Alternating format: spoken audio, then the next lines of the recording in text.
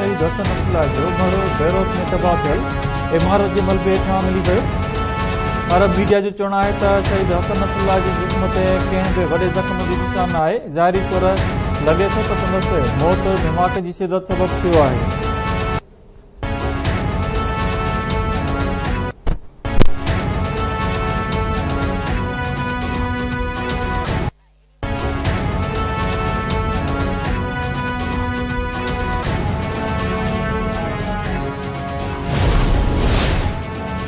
Israel जा लबनान ते हवाई हमला जारी। हिज़बुल्लाह जे वधीक हिक अॻुवाण समेत 33 ॼणा शहीद 200 खां वधीक ज़ख़्मी।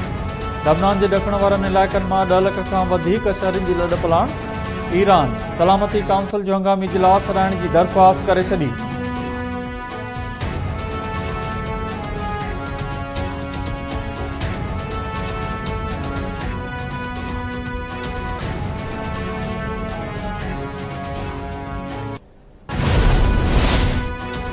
हिज़बुल्लाह सरबराह हसन नसरुल्लाह जी शहादत बाबति लबनान में शकताण वारी सूरतहाल।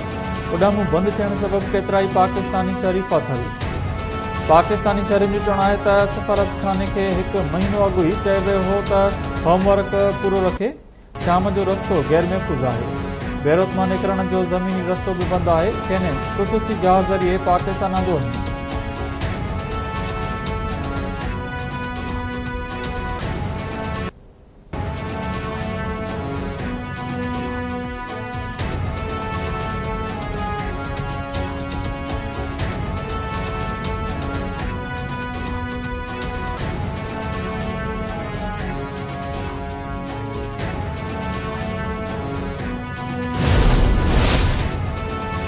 इस्लामाबाद पुलिस जे कलम 144 जी भञकड़ी करण ते अॻूणे सेनेटर मुश्ताक अहमद समेत 10 मुज़ाहिरीन खे गिरफ़्तार करे वरितो। मुश्ताक अहमद खे प्रेस क्लब ॿाहिरां एहतजाज दौरान गिरफ़्तार कयो वियो। गिरफ़्तार थियलनि में मुश्ताक अहमद जी घरवारी भी शामिल।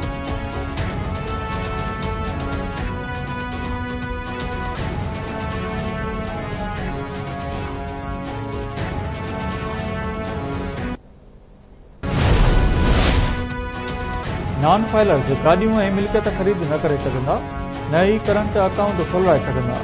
नॉन फाइलर जी यूटिलिटी सर्विस ब्लॉक करण ते मजबूर आहिनि। 1.5 लख खाली आसामी ख़त्म कई हूंदियूं। 10 वज़ारतुनि खे बि ख़त्म करण वारे फ़ैसिले ते हाणे अमल थींदो। नाणे वारे वफ़ाक़ी वज़ीर मोहम्मद औरंगज़ेब जो ऐलान। इस्लामाबाद में प्रेस कॉन्फ्रेंस कंदे मोहम्मद औरंगज़ेब चयो आहे त कंहिं वटि केतिरी मिल्कियत आहे ऐं केतिरा भेरा पर डे जो सफ़र कयो। हुकूमत वटि समूरी डेटा मौजूदु आहे। प्रोडक्शन यूनिट सिर्फ़ रजिस्टर्ड होलसेलर खे फराम विकिरो करे सघंदा।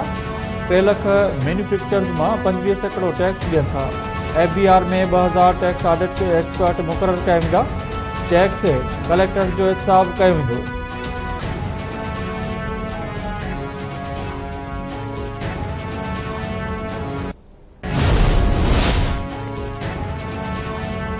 धांधली करे जेतिरा बि मैंडेट चुरायो असां मैदान में रहंदासीं।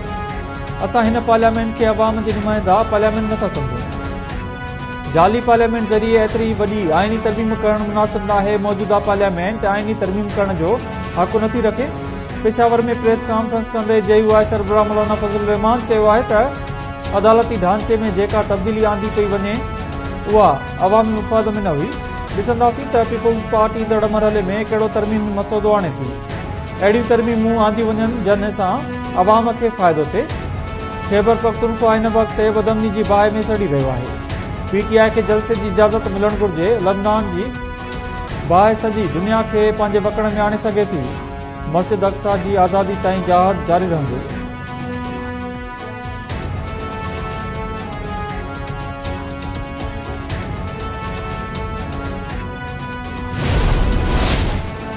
बलोचिस्तान जे इलाइक़े मूसाखिल में गैस कंपनी जी कैंप ते हमिलो।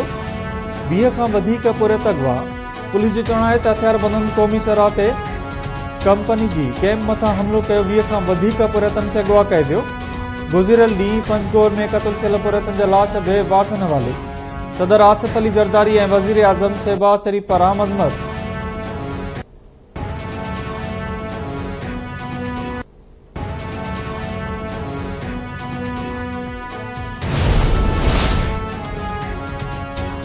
रावलपिंडी में एहतजाज से PTI अगुवाणनि खिलाफ केस दाख़िल।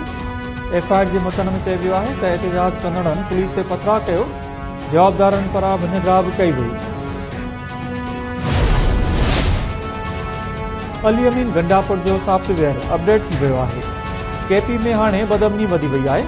KP जे गवर्नर फैसल करीम कोहली चयो आहे त सूबे में अमन लाइ को बि इजलास न घुराइजो। सूबे खे सिक्योरिटी जी मद में 600 अरब रुपया मिलिया। करप्शन नाहे थी त उहे पैसा नज़र छो न पिया अचनि।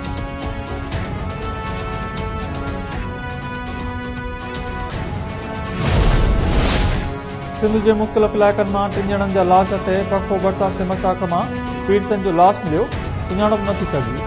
टंगवाणी भरिसां सरदार माड़ी वारे इलाइक़े मां नौजवान जो गलो कपियल लाश ते सुञाणप नथी सघी। चंडोलायर भरिसां घर मां तशदुद थियल लाश हथायो। गुलशन अज़ीम कॉलोनी में घर मां खादिम हुसैन भट्टी जो तशदुद थियल लाश हथायो। पुलिस जो चवणु आहे त खादिम हुसैन घर में अकेलो रहंदो, सुबुह जो संदसि लाश हथायो आहे।